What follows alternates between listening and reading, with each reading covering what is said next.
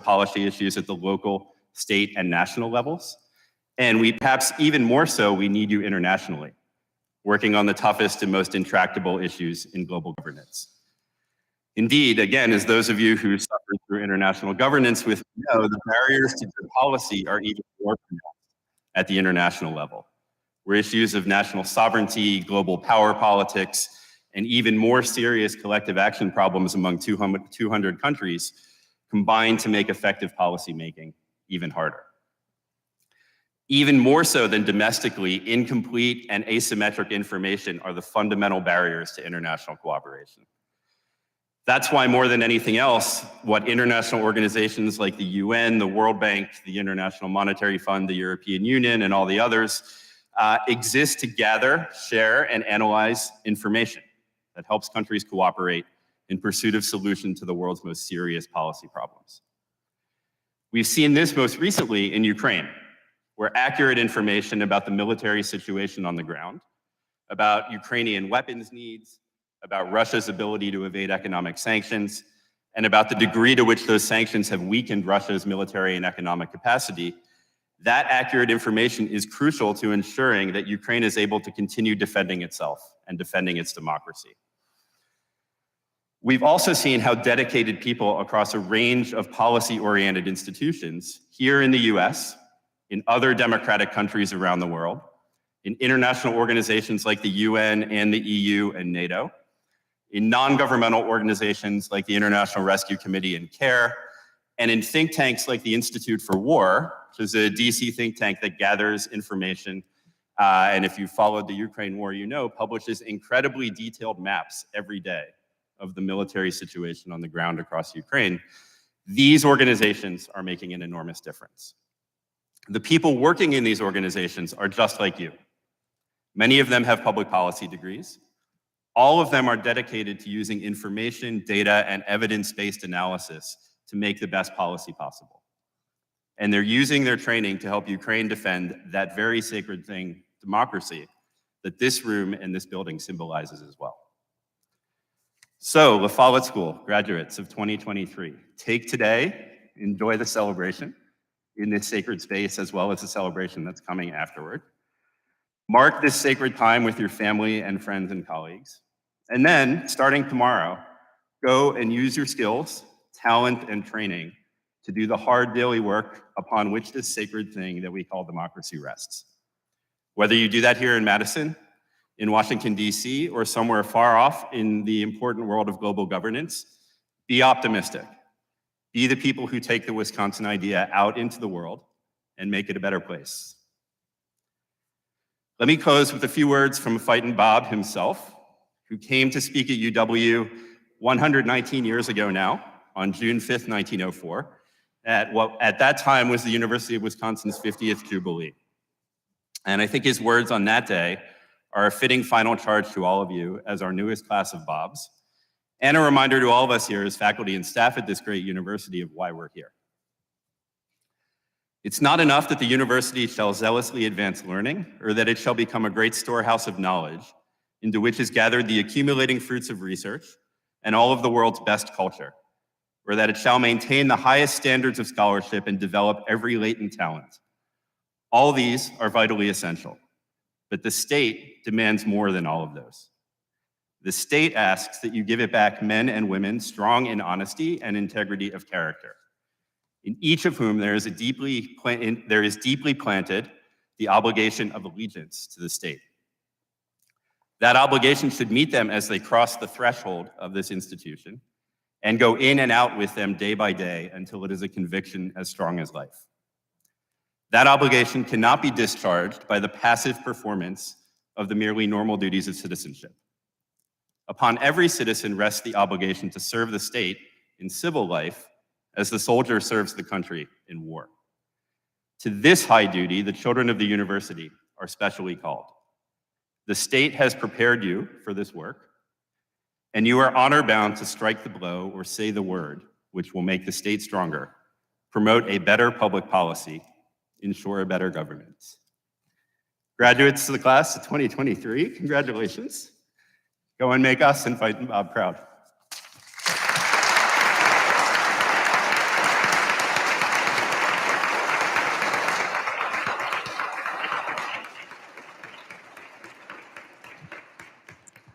Thank you, Mark. I'm delighted to introduce our keynote graduation speaker, State Representative Francesca Hong. Born and raised in Madison, Wisconsin, Francesca Hong is a first-generation Korean-American mother, chef, and community organizer. In 2016, after the birth of their son, Francesca and her partner, Matt, opened Morris Ramen Restaurant in downtown Madison. Shortly after, she co-founded the Culinary Ladies Collective, the CLC, and currently serves as its board president.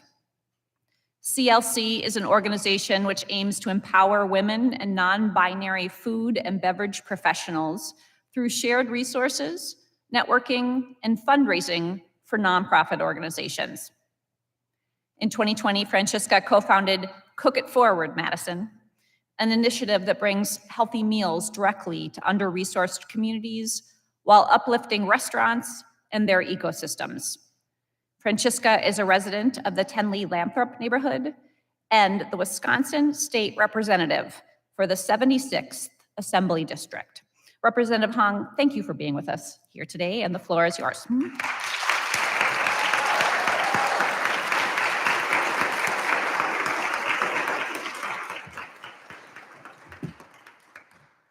Good afternoon.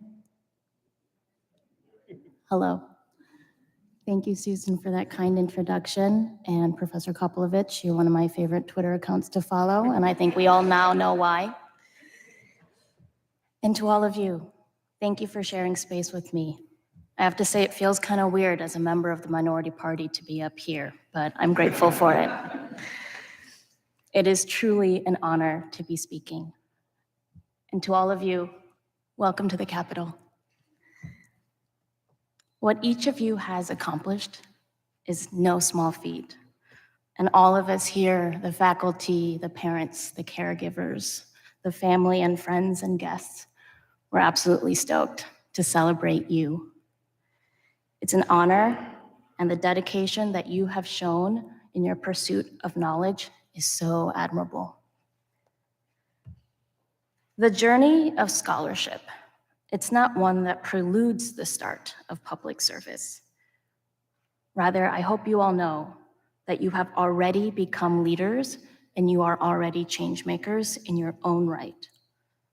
Your public service actually started when you decided to explore the realms of public policy and the practice of government. It started actually when you chose hope. You chose to go into policymaking, which makes you, I think, inherently hopeful, and that is incredibly powerful. The Follette School of Public Affairs stands as a beacon of excellence, fostering intellectual curiosity and nurturing the minds of individuals of diverse strengths, aspirations, and experiences. And as a state lawmaker, I've had the privilege of engaging and partnering with this school's tremendous faculty and students and graduates on important policy projects over the past couple of years. I've gotten a lot of help from you all. As you heard from my bio, my background is not in politics. My background was not in government. So I needed to reach out, and you were there. I know what this wonderful institution has provided, and it's provided you with knowledge and skills and perspectives necessary to tackle the complex and oftentimes absurd challenges facing our society today. And here in this Capitol, it's actually your Capitol, this building belongs to all of you. We need you.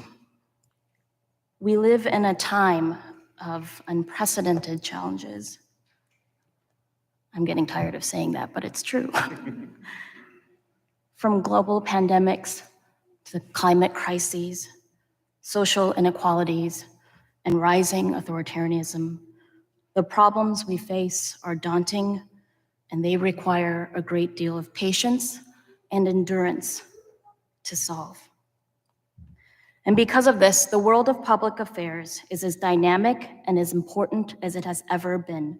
Specifically, as you know, with significant shifts in the field towards leveraging technology and data for decision-making and implementation. There's a growing recognition, sometimes an ambivalence, to the importance of evidence-based policymaking. And so there need now to be a renewed focus on addressing inequality and achieving social justice. The potential of your impact in your chosen career paths now is almost limitless. So I can imagine this may feel somewhat overwhelming as you sit here and contemplate the future or whatever you may be thinking. And I'm sure you've realized sometimes the intention alone can't bring us across the finish line or even move us forward.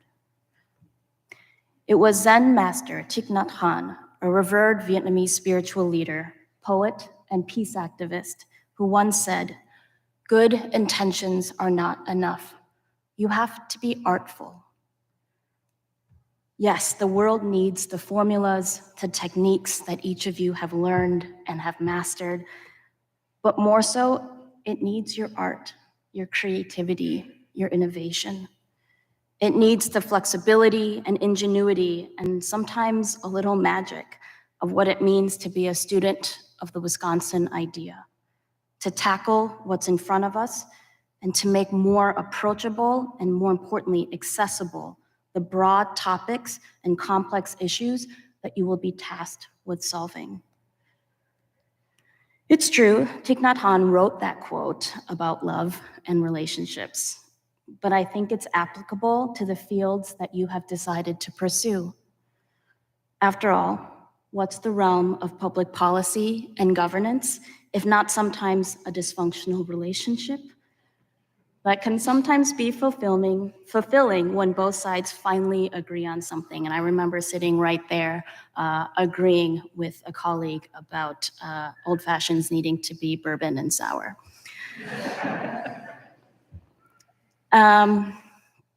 So the Zen master continues, "Mindful living is an art, and each of us has to train to be an artist. The truth is, you have all been trained as such.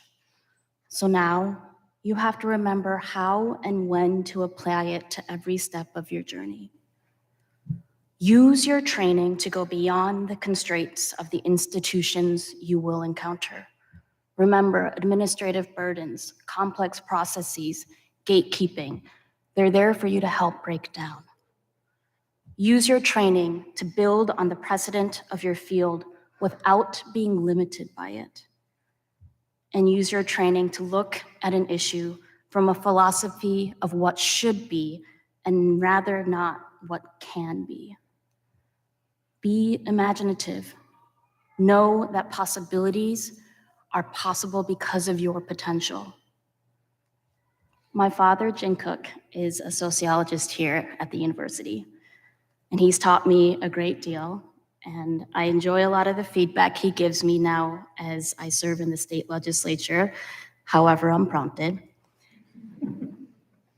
He's got a lot to say now. He reminds me constantly, sometimes, mostly actually a lot of the times, about the perils of late-stage capitalism, but he also prompts me about public policy, and that at its heart, at its core, is about human connection. It seeks to address the needs, the aspirations, and the well-being, the wholeness, the goodness of individuals and communities. It recognizes that every policy decision has to have a profound impact on people's lives and leave no person behind. It ultimately endeavors to foster connections between governments and its people, building a bridge of trust and accountability rather than just searching for common ground. In short, I think public affairs gazes upon the human condition and conspires to better understand it, to predict it, to solve what ails it. This is a considerable responsibility, and one that I hope you do not take lightly, one that I hope you reward yourself with, both in triumphs and in setbacks, but especially in the setbacks. I chose to work in restaurants and politics. I have a bit of an idea of setbacks. But I know that each setback serves as a stepping stone towards personal and professional development. It allows us to reassess our goals. It helps us to recalibrate our strategies and cultivate a mindset ultimately about adaptability, perseverance, and sustainability. In public policy, it's always important to acknowledge the inherent value in the journey and not just the destination. So make sure you keep celebrating your goodness each step of the way. In closing, I want to just share personally how incredibly grateful I am. Yes, this is a sacred space, but it's often an isolating one for those with different lived experiences, those who may not always had the trajectory to get here. And I am filled with immense hope and comfort knowing that there are people like you who are going to build partnerships with people like me so that we can make a difference together. I have confidence in each of you. You have demonstrated exceptional dedication and intellect during your time here. So as you go forth from this place, but don't go too far because Wisconsin needs you, know that you have the capacity to build trusting partnerships, not ones rooted in transaction, but ones rooted in care, and to do good. Be courageous in your pursuit of justice, compassionate in your interactions with others, and ethical in your decision-making. Remember that true leadership is not about personal gain or power. It is about empowering the people around you. It is about amplifying voices that have been systemically silenced and creating a more equitable and just society for all. Elitism can be dangerous. So I tell you now, the world awaits your continued passionate leadership and service. Congratulations, class of 2023.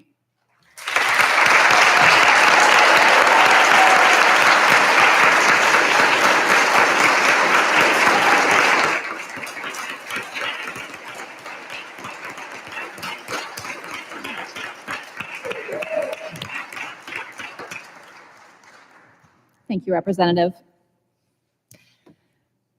At graduation, we have the honor of announcing 3 student awards, which we're actually going to be announcing right now for the very first time. The Director's Achievement Award recognizes a student for her or his outstanding academic record. The major criterion for the award is grade point average, but the graduating student also must demonstrate evidence of being an outstanding public policy thinker and communicator. This year's winner was selected for being a major contributor to the Follette School's intellectual and student life as well, serving as the president of the Follette School's Student Association. I'm delighted to announce that this year's Director's Award winner is Amelia Wagner. Amelia.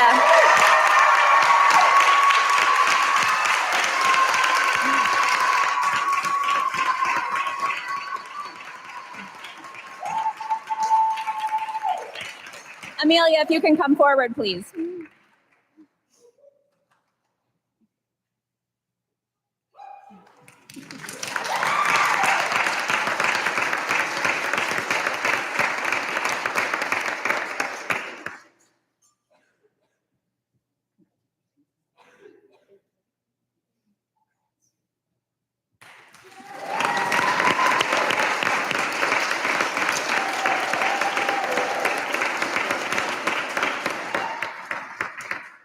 Very well deserved.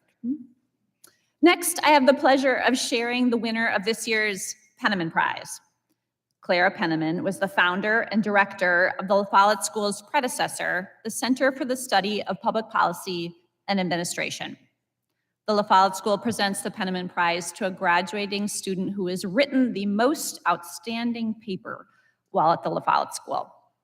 The Follette School faculty nominate papers that demonstrate the school's writing and analytic skills. And this year's paper was nominated by our colleague, Professor Greg Nemeth. The winning paper is called Analyzing Employment-Focused Immigration Reform in the United States, and was written by Lucas Knight. Lucas, can you come forward, please?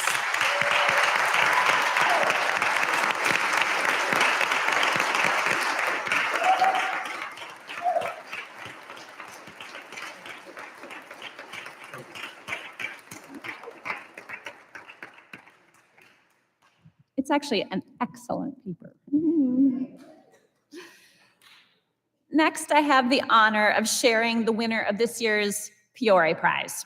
Emmanuel R. Peore was a research physicist who marshaled federal dollars for scientific research and helped IBM develop a new generation of digital computers. Nora Khan Peore was a New York economist and health policy expert. The Peore Prize recognizes the best paper in science and public policy and was set up as a philanthropic gift to the La Follette School by Emmanuel and Nora Peore.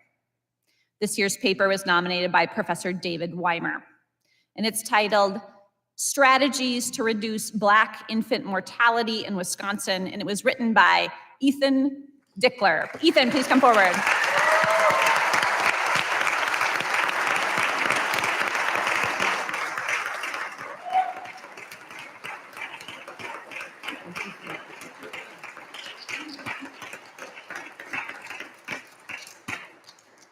I will say that my colleague, Professor Manny Teodoro, also nominated Ethan for a Shakespearean-inspired sonnet that he wrote in his public policy class, which was, I mean, it almost took the cake. It almost took the cake.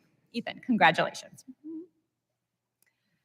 I'm delighted to turn the floor over to Mo O'Connor, who serves as the graduate program manager at the La Follette School of Public Affairs and who has done so much to support these students through their time at the La Follette School. Mo?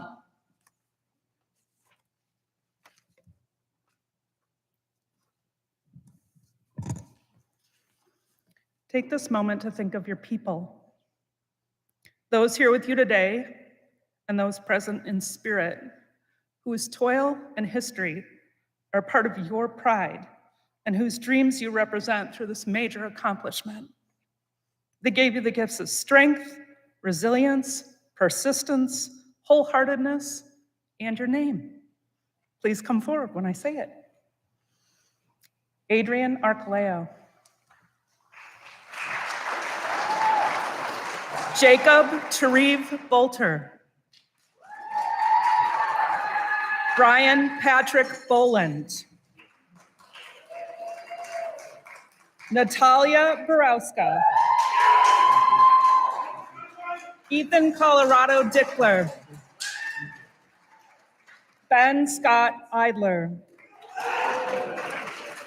Megan Elizabeth Feely.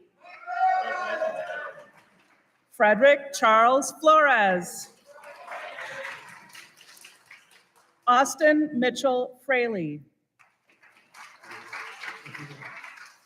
Jillian Candace Giuliano. Ariana Lucille Hammersmith. Connor Haig Intress.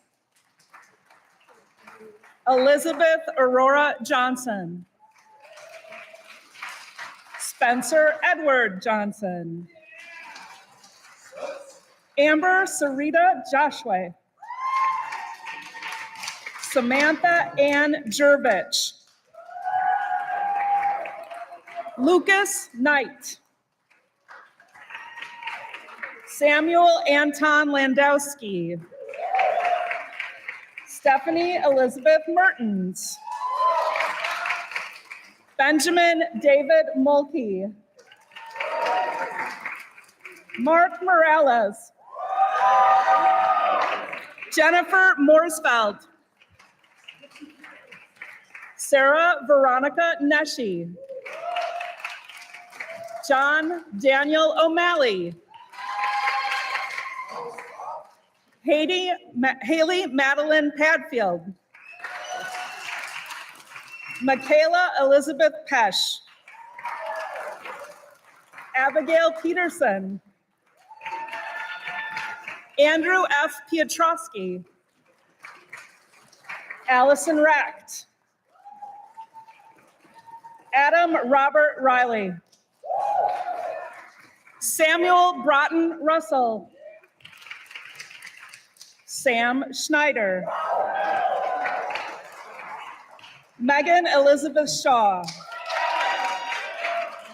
Phelan Ann Simkis. Nicole Springer. Liliana Savan Peniente. Gabriel Stowe Terrell. Benjamin A. Vargas. Amelia Snow Birgitta Wagner. Willem Mark Weigel. Mitchell Craig Wenzel. Tyler Williams. And Christina Marie Zordani.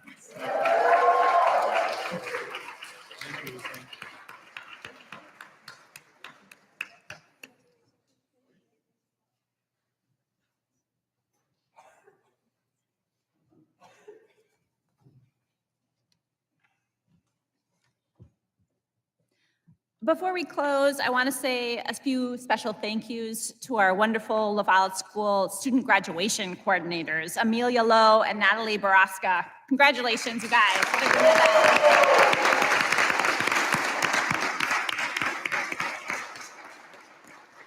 Really amazing job.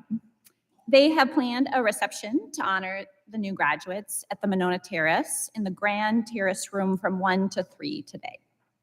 I also want to thank Lissa, our student association, our La Follette School staff who assisted in the event tonight, as well as our 3 speakers. Commencement is a time of new beginnings.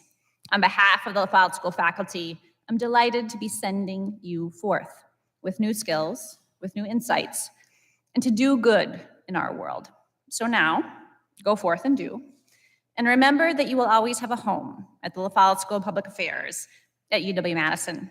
So I'd invite you to stand up, graduates.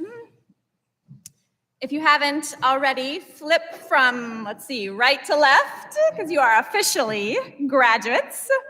And if you want to throw your cap, now's the time. On 3, 1, 2,